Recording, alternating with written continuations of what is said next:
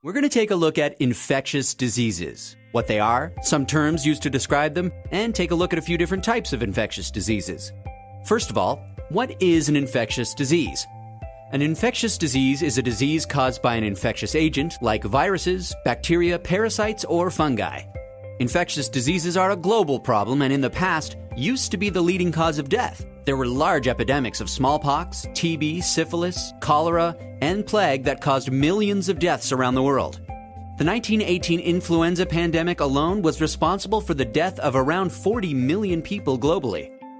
Thankfully, advances in nutrition, antibiotics, immunization, food safety, housing, and sanitation has led to a massive reduction in infectious diseases. However, even now, they're a problem.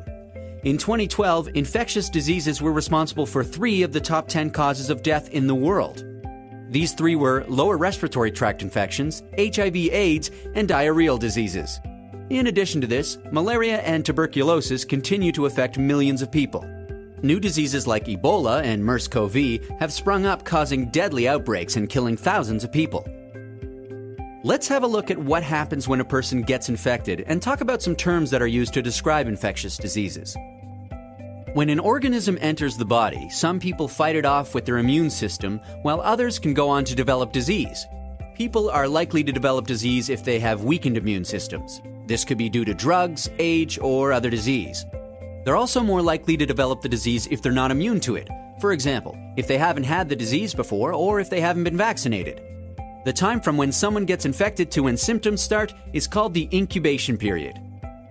The clinical stage of the disease is marked by the onset of symptoms. There can be considerable variation in the clinical stage, ranging from very mild symptoms to very severe symptoms. The disease lasts until the infection has resolved or the person dies. Now, for some important terms that you'll hear when describing infectious diseases.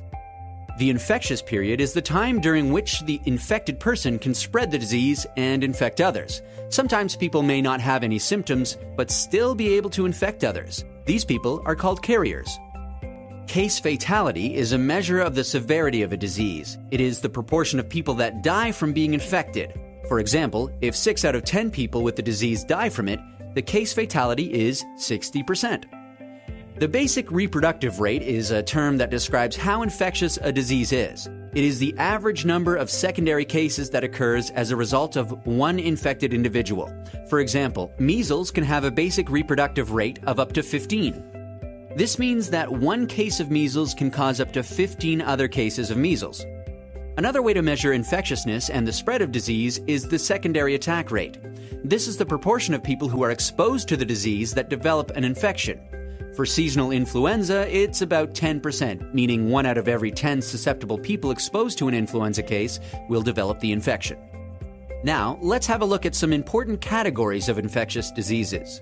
Zoonotic diseases are diseases of animals which, when transmitted to humans, can cause disease. It is estimated that over 60% of human infectious diseases are zoonotic. Examples of zoonotic diseases include diseases like leptospirosis, toxoplasmosis, campylobacter, and rabies. An emerging infectious disease is a disease that has appeared in the population for the first time, or one that may have existed previously but is rapidly increasing in incidence or geographical range. Examples of emerging infectious diseases include MERS-CoV, Ebola, Hendra, and new influenza strains. Neglected tropical diseases are a group of tropical diseases that affect the poorest countries of the world. Traditionally, they have not received much global attention but continue to cause illness in the most vulnerable groups of people in the world. They include diseases like leishmaniasis, trachoma, sleeping sickness, and schistosomiasis. Vector-borne diseases are diseases that are transmitted from an infected animal or human to another person through the bite of a vector. The most common vector is the mosquito. Others include ticks, flies, fleas, or snails. Examples of vector-borne diseases are malaria, dengue, sleeping sickness, and schistosomiasis. Vector-borne diseases are responsible for over 17% of all infectious diseases and cause more than 1 million deaths each year. So that's a quick introduction to infectious diseases, what they are, some terms to describe them, and a few different types.